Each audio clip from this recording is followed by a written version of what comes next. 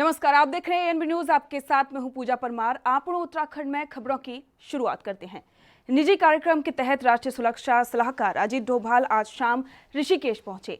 यह निजी दौरा बताया जा रहा है। वह मुनिकीरेती स्वर्गाश्रम स्थित परमार्थ निकेतन पहुंचे और गंगा आरती में भी शिरकत की। अजीत डोभाल के आवागमन को लेकर परमार्थ निकेतन में सुरक्षा व्यवस्था चाक चौबंद की गई है। अजीत डोभाल शाम करीब 6 बजे परमार्थ निकेतन पहुंचे। उन्होंने परमार्थ निकेतन के परमाध्यक्ष स्वामी चिदानंद सरस्वती से भेंट की और गंगा आरती में भी उन्होंने शिरकत की।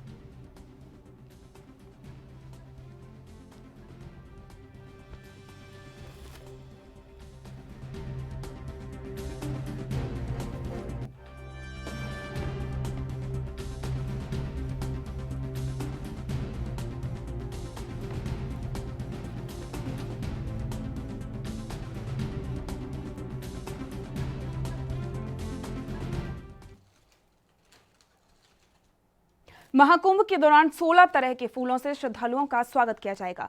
मेला प्रशासन गंग नहर के किनारे 7 किलोमीटर क्षेत्र की फुलवारी तैयार करेगा। यही नहीं, गंग नहर के किनारे बनी मलिन बस्तियों की दीवारों पर आध्यात्मिक और प्रकृति से जुड़ी वॉल पेंटिंग भी की जाएगी। हरिद्वार में इस बार महाकुंभ के दौरान मलिन बस्तियों को टिन शेड से छिपाया नहीं जाएगा, बल्कि कुंभ में मलिन बस्तियों को फूलों और वॉल पेंटिंग से सजाया जाएगा। जब श्रद्धालु शहर में दाखिल होंगे तो उनको हाईवे से रंग बिरंगे महकते हुए फूलों का नजारा देखने को मिलेगा। फुलवारी तैयार करने के लिए मेलाधिकारी दीपक रावत ने सिंहद्वार से बैराज कॉलोनी के किनारे कावड़ पटरी के 7 किलोमीटर के पैच को चिन्हित किया है। फुलवारी तैयार करके जिम्मेदारी उद्यान निरीक्षण ARA जोशी को भी दी गई है। फुलवारी में अलग अलग रंग और प्रजाति के 16 तरह के फूल लगाए जाएंगे। वह गंगा नहर के पास मलिन बस्तियों की दीवारों पर वॉल पेंटिंग की जाएगी। अगले साल मार्च से अप्रैल के बीच महाकुंभ मेला चरम पर होगा। देश विदेश से श्रद्धालु गंगा स्नान के लिए गंगा घाटों पर जुटेंगे। फुलवारी में ऐसे फूल लगाए जाएंगे जो मार्च और अप्रैल में लगते हैं।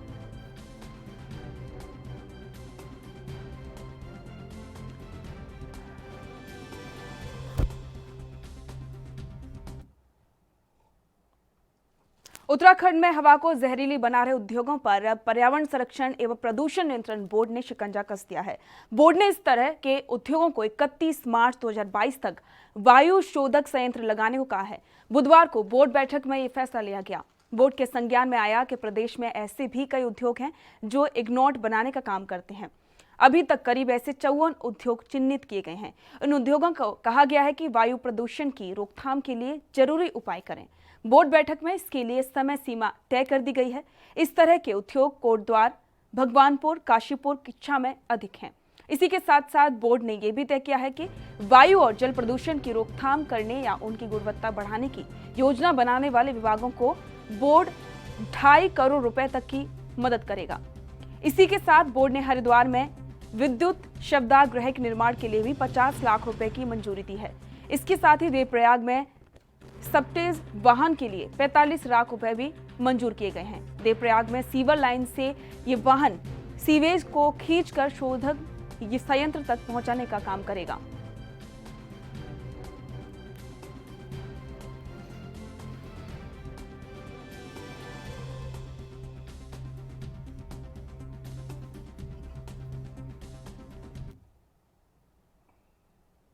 उत्तराखंड की सड़कों को चमकाने के लिए राज्य सरकार विशेष सहायता योजना के तहत 500 करोड़ रुपए का प्रस्ताव भेजेगी, जिसमें 365 करोड़ रुपए सड़कों के नवीनीकरण पर खर्च होंगे। ये धनराशि केंद्र सरकार वित्त मंत्रालय से विशेष सहायता योजना के तहत प्राप्त होगी। केंद्र सरकार ने राज्य सरकार से इस संबंध में प्रस्ताव मांगे हैं।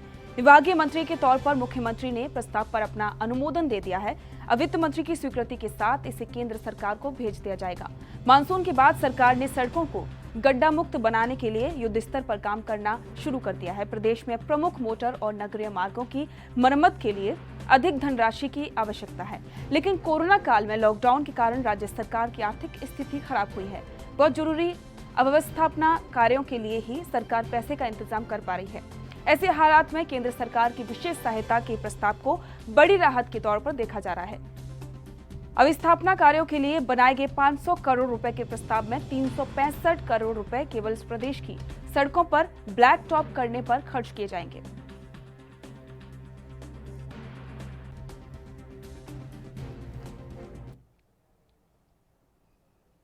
उत्तराखंड की महिला सशक्तिकरण और बाल विकास मंत्री रेखा हरिद्वार पहुंची, जहां उन्होंने सोशल मीडिया पर चर्चा में आई कुमाऊं यूनिवर्सिटी की पूर्व छात्रा रही हंसी प्रहरी से मुलाकात की। बता दें कि हंसी प्रहरी 12 साल से हरिद्वार में भीख मांगकर अपना पेट भरने का काम तो कर ही रही हैं, बल्कि साथ ही अपने बेटे को भी पढ़ा लिखा रही हैं।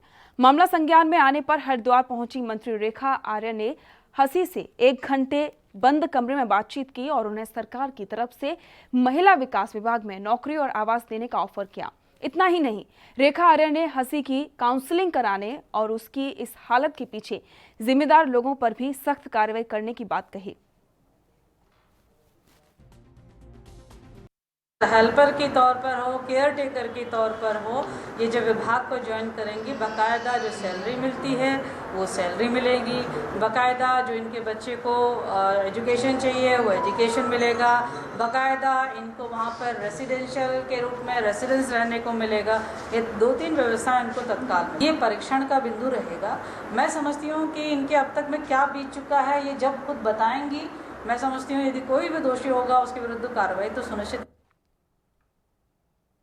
उत्तराखंड में स्वास्थ्य सुविधाओं की स्थिति पहाड़ों में बदहाल बनी हुई है। आलम यह है कि पहाड़ी जिलों से मामूली बीमारी को भी संसाधनों के अभाव में या तो यहां के अस्पतालों से रेफर कर दिया जाता है या फिर लोग खुद ही इन संसाधन विहीन अस्पतालों के रुख नहीं करते। ऐसा ही हाल थराली की एक बड़ी आबादी की सहूलियत और बेहतर इलाज के लिए बनाया गया सामुदायिक स्वास्थ्य केंद्र थराली में न तो अस्पताल में संसाधन है और न ही पूरा स्टाफ, जिसकी वजह से स्थानीय लोगों को भारी परेशानियों का सामना करना पड़ता है। बात की जाए तो 2013 में 13-14 में यहाँ पर एक्सरे की व्यवस्था, अल्ट्रासाउंड की व्यवस्था तो सरकारों के द्वारा की गई थी। अच्छे फिजिशियन यहाँ पर थे, लेकिन जब से भाजपा की सरकार आई है तब से यहाँ हॉस्पिटल मात्र रेफर सेंटर बन के रह गया है। भाई रेफर सेंटर बनेगा क्यों नहीं बनेगा जब हॉस्पिटल में अल्ट्रासाउंड की व्यवस्था नहीं है, हॉस्पिटल में एक्सरे की व्यवस्था नहीं है, हॉस्पिटल में और भी जो लेबोरेटरी वगैरह जो है उसकी व्यवस्थाएं नहीं है। तो ये सब सरकार की नाकामी मानता है इस चीज़ को। और इसमें रेफर सेंटर बन के रह गया है।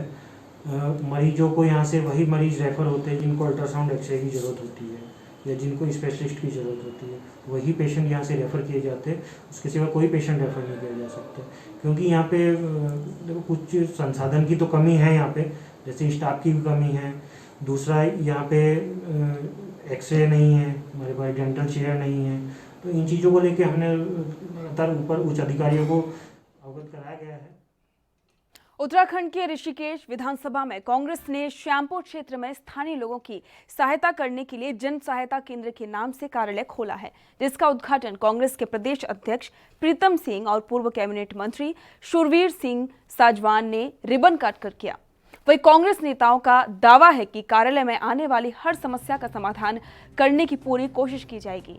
मौके पर कार्यकर्ताओं ने प्रदेश अध्यक्ष का गर्मजोशी के साथ स्वागत भी किया। क्षेत्र में रैली निकालकर अपनी ताकत का भी परिचय दिया। अपनी समस्या को लेकर के आ सकते हैं और तमाम कांग्रेस के साथी इस बात का प्रयास करेंगे, कोशिश करेंगे कि हम उनकी समस्याओं का निराकरण कर सकें। आप हर चीज़ को जो है चुनाव से मत जोड़िए। कांग्रेस सिर्फ जो है राजनीति चुनाव के लिए नहीं करती है, बल्कि कांग्रेस जो है सदैव इस बात का प्रयास करती है, कोशिश करती है कि आम जन की जो समस्याएं हैं उनके लिए। उत्तराखंड बीजेपी ने कॉरपोरेट कल्चर को अपना लिया है। कॉरपोरेट कंपनियों की तरह बीजेपी ने अब अपने ऑफिस में काम करने वाले कर्मचारियों के लिए ड्रेस कोड लागू कर दिया है, जिसके तहत बीजेपी प्रदेश कार्यालय में ऑफिस बॉय से लेकर अन्य कर्मचारियों के लिए ड्रेस कोड लागू किया गया है। इसमें बीजेपी ने अपने कर्मचारियों के लिए स्काई ब्लू शर्ट और काली पैंट का ड्रेस कोड लागू किया है। वहीं कांग्रेस ने बीजेपी के इस फैसले पर हमला करते हुए कहा कि बीजेपी कॉरपोरेट घरानों की पार्टी है।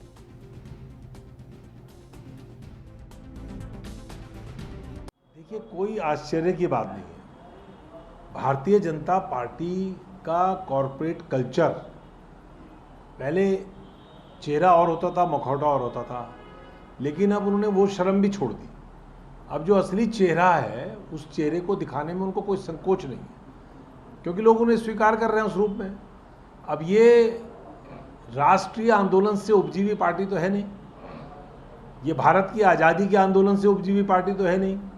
भारत की आज़ादी की लड़ाई में तो इन्होंने अंग्रेज़ों का साथ दिया था। भारत की आज़ादी के बाद जब ये देश में इन्होंने राज करना शुरू किया तो शुरू में संकोच रहा इनको अपना जो असली चरित्र है वो दिखाने में, लेकिन अब असली चरित्र अपना दिखा रहे हैं। जो इनका कॉरपोरेट कैरेक्टर है, उस कॉरपोरेट कैरेक्टर की झलक अब आप बीजेपी के दफ्तर में। आने वाले 1 नवंबर से गैस उपभोक्ताओं की मुश्किल बढ़ सकती है। बता दें कि 1 नवंबर से डिलीवरी सिस्टम में फेरबदल होने जा रहा है, जिससे कि उपभोक्ताओं को अब बिना OTP के गैस सिलेंडर डिलीवर नहीं किया जाएगा। वहीं गैस डिस्ट्रीब्यूटर के यूनियन अध्यक्ष चमन लाल का साफ तौर पर कहना है कि हम OTP को लेकर लोगों को जागरूक करने का काम कर रहे हैं, जिसका ट्रायल शुरू हो चुका है। लेकिन कई उपभोक्ता ऐसे हैं जिनके पास मल्टीमीडिया फोन नहीं है और उन्हें जानकारी का अभाव है। उन्होंने कहा कि कई उपभोक्ताओं को उज्ज्वला योजना के तहत गैस सिलेंडर वितरित किए गए हैं, जो कि गरीब परिवार से हैं। हम ये मांग करते हैं कि इस प्रक्रिया को रोककर लोगों को जागरूक किया जाए, इसके बाद ही ये प्रक्रिया शुरू की जाए।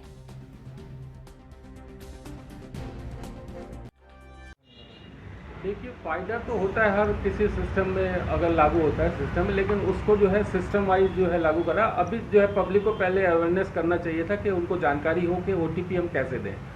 अब जैसे उज्ज्वला कनेक्शन है, उज्ज्वला कनेक्शन इतने गरीब लोग हैं उनके पास सिलेंडर रखने की अभी जगह नहीं है, और उनके पास जो है OTP कहाँ से मिलेगा, उनके पास वो फ़ोन नहीं है जिस पे OTP दे सकें वो।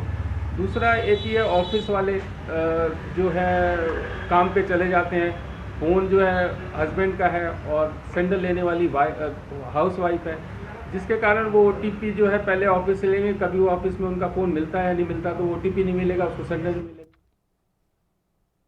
खबरों का सिलसिला जारी रहेगा, लेकिन अब वक्त हो गया छोटे से ब्रेक का। जल्द लौटेंगे।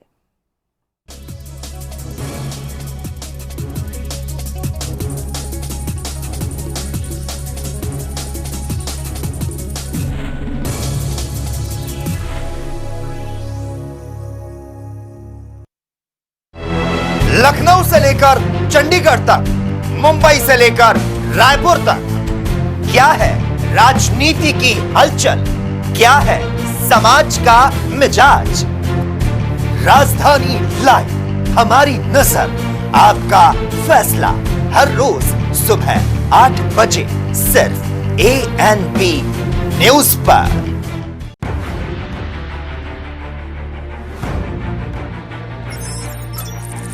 खबर चाहे सियासत की हो या सरकार की, खबर चाहे भ्रष्टाचार की हो या गुनहगार की, दिन भर में क्या रहा देश जगत का हाल, किस मुद्दे ने बनाई किसकी सरकार, रखते हैं हम सब पर नजर, पहुंचाते हैं हम हर खबर। हम हैं ANP न्यूज। क्या आप दुबले पतले कमजोर हैं, आपकी सेहत नहीं बनती, भूख कम लगती है, वजन नहीं बढ़ता? दरअसल मेन बात खाना पीना खाना नहीं है, मेन बात है खाया पिया लगना। और अगर खाया पिया लगेगा ही नहीं तो सेहत बनेगी कैसे? इसलिए हमारी संस्था सन्यासी आयुर्वेदा ने एक ऐसी दवा बनाई है जो कि आपके पाचन तंत्र को, आपके लीवर सिस्टम को ठीक करने का काम करती है, ताकि आप जो भी खाएं उसका पूरे का पूरा निचोड़ आपके शरीर को लगे, आपकी भूख बढ़े, खाया पिया सही से लगे, नया खून बने, हड्डियों में जान आए, वजन बढ़े, ताकत बढ़े, चेहरे पर नूर आए और आप मोटे तगड़े खूबसूरत पर्सनैलिटी के मालिक बन जाएं। यह दवा पूरी तरह से आयुर्वेदिक होती है। इसका शरीर पर कोई भी साइड इफेक्ट, कोई भी नुकसान या दुष्प्रभाव नहीं होता। लड़के लड़कियां दोनों इसका इस्तेमाल कर सकते हैं और पहले 15 दिन के अंदर ही आपको इसका असर महसूस हो जाएगा। सिर्फ 650 रुपए की पूरे 1 महीने की दवा होती है और आप इसे घर बैठे 01145454545 पर फोन करके दवा मंगवा सकते हैं।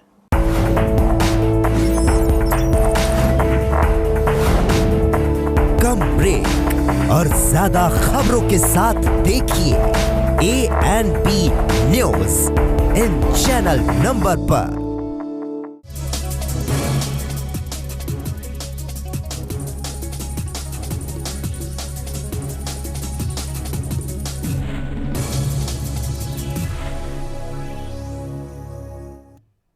ब्रेक के बाद आपका स्वागत है। सितारगंज में 4 दिन से धान को लेकर खड़े काश्तकारों का धान सरकारी क्रय केंद्रों पर न तो तोले जाने और मंडी में न बिकने पर आज काश्तकारों के सब्र का बांध टूट गया। उन्होंने उपजिलाधिकारी कार्यालय पर प्रदर्शन कर धरना दिया। बाद में डिप्टी RMO के राइस मिलर से वार्ता करके आश्वासन पर किसान शांत हुए। धान सरकारी क्रय केंद्रों पर नहीं तोला जा रहा है। कच्चा आड़ती भी उनका ध्यान नहीं खरीद रहे हैं। काश्तकारों का कहना है कि ना तो धान केंद्र में तुल रहा है और ना ही कच्चा आड़ती उन्हें खरीद रहे हैं। पंटिया के काश्तकार अवतार सिंह का कहना है कि वह 4 दिन से मंडी में धान लाकर बैठे हैं।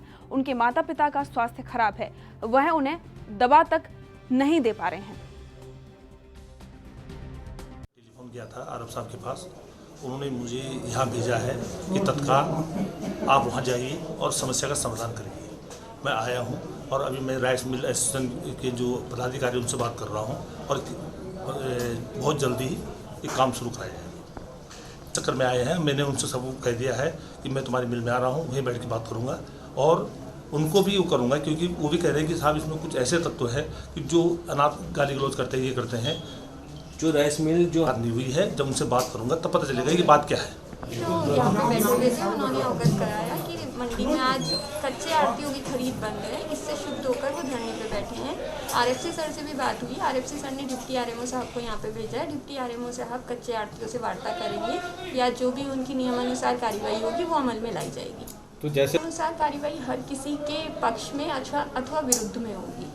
तो तोल में अभी होगी चालू। अब आए हैं, खरीद करवाना खाद्य विभाग का काम होता है, वो इसको देखेंगे और जो भी कार्रवाई होगी वो करवाएंगे।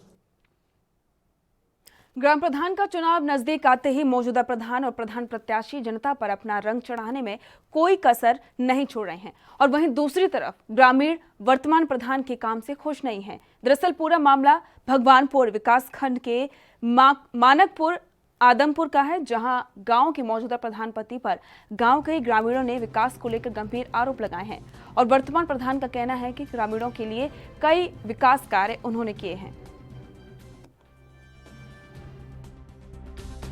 सालों में उसने कोई विकास कार्य तो गाँव में हुआ नहीं।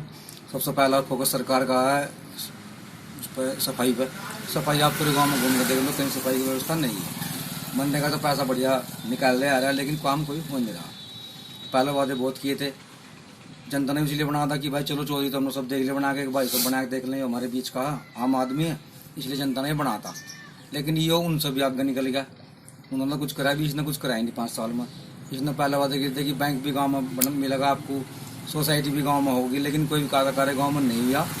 जो भी बात विकास कार्यों में हमें जितना बजट मिला उससे हमने काम कराया। जहाँ काम की आवश्यकता थी उस जगह काम कराया गया है।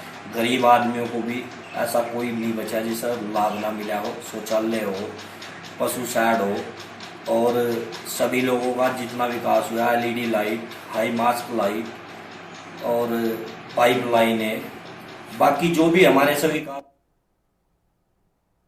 जिलाधिकारी युवा आशीष श्रीवास्तव की अध्यक्षता में जल जीवन मिशन को लेकर समीक्षा बैठक संपन्न हुई। जिला कार्यालय में सभागार में आयोजित समीक्षा बैठक में जल निगम द्वारा हर घर नल की सुविधा के लिए चल रहे कामों को कोताही बरतने पर जिलाधिकारी ने नाराजगी प्रकट की। जिलाधिकारी ने जल निगम और जल संस्थान के अधिकारियों को आगामी माह 6 नवंबर की बैठक तक तैयारी पूरी करने के निर्देश दिए हैं। बैठक में कुल 506 आग्रहण प्रस्तुत किए गए, जिसमें 300 जल निगम और 206 जल संस्थान शामिल हैं। बैठक में प्रस्तुत सभी 506 आग्रहणों को टेक्निकल ऑडिट कमेटी द्वारा स्वीकृत किया गया है। जिलाधिकारी ने संबंधित विभागीय अधिकारियों को आंगनवाड़ी केंद्रों, विद्यालयों और पानी की किल्लत से जूझ रहे गांवों को प्राथमिकता देने के भी निर्देश दिए। उन्होंने ये भी स्पष्ट किया कि जल जीवन मिशन के तहत होने वाले निर्माण कार्यों में मानकों, गुणवत्ता और समय सीमा का विशेष ध्यान दिया जाए।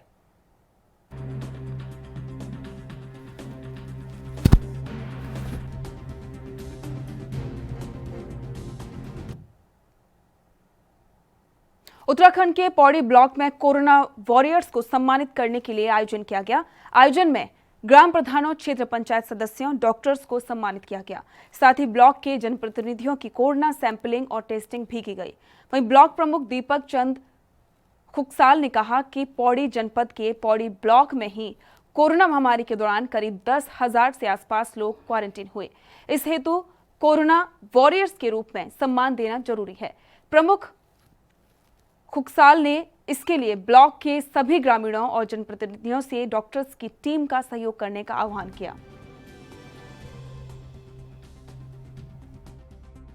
आज हमने थोड़ा प्रोग्राम रखा था कि पौड़ी एक प्रथम ब्लॉक है जिसमें कि पूरे ब्लॉक स्तर, ग्रामीण स्तर पर जो है इसकी जो है कोरोना की सैंपलिंग होनी है और पौड़ी प्रथम ब्लॉक है जहां से सैंपलिंग शुरू की गई थी।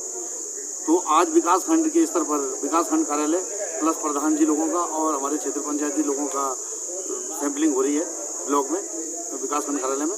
और इसके बाद ये जो कार्रवाई आगे जाएगी न्याय पंचायत स्तर पर। कोविड नियमों का उल्लंघन करने वाले लोगों के खिलाफ आपदा अधिनियम के तहत मुकदमा दर्ज किया गया है, जिसमें करीब 11 नामजद सहित 180 लोग शामिल हैं। दरअसल कोरोना महामारी के बीच प्रशासन ने अनलॉक के दौरान पिरान कलियर स्थित दरगाह साबिर पाक के सालाना उर्स को नियमानुसार संपन्न कराने का निर्णय लिया है, जिसमें सख्त हिदायत दी गई है कि कोविड-19 के नियमों का पालन करते हुए उर्स में शामिल हो।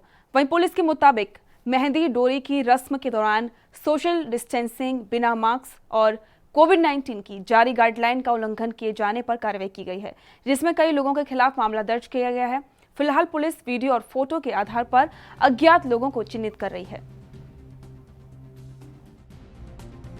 कलियर में अभी एक जुलूस था उर्स मेले का ही, जिसमें एडमिनिस्ट्रेशन ने भी जो अनुमति दी थी वो 30-40 लोगों की दी थी और सोशल डिस्टेंस और मास्क पहनने के लिए उनको कई बार निर्देशित किया गया है और मीटिंगें भी की गई उनके ऑर्गेनाइज़र के साथ में। लेकिन उसमें बहुत ज़्यादा लापरवाही इन लोगों द्वारा की गई है, जिसमें इनके द्वारा ना तो मास्क पहना गया ना सोशल डिस्टेंस का पालन किया गया। पुलिस बार बार अनाउंस कर रही थी, बार बार उनको समझा रही थी, लेकिन इसमें जो ऑर्गेनाइज़र हैं उनकी टोटल गलती है, जिसमें करीब 11 लोग नामजद हैं और बाकी शेष अन्य लोग जो भी वीडियो में आएंगे उनकी। आप लोग उत्तराखंड में फिलहाल इतना ही। देश दुनिया की तमाम खबरों को जानने के लिए देखते रहिए ANB न्यूज़। नमस्कार।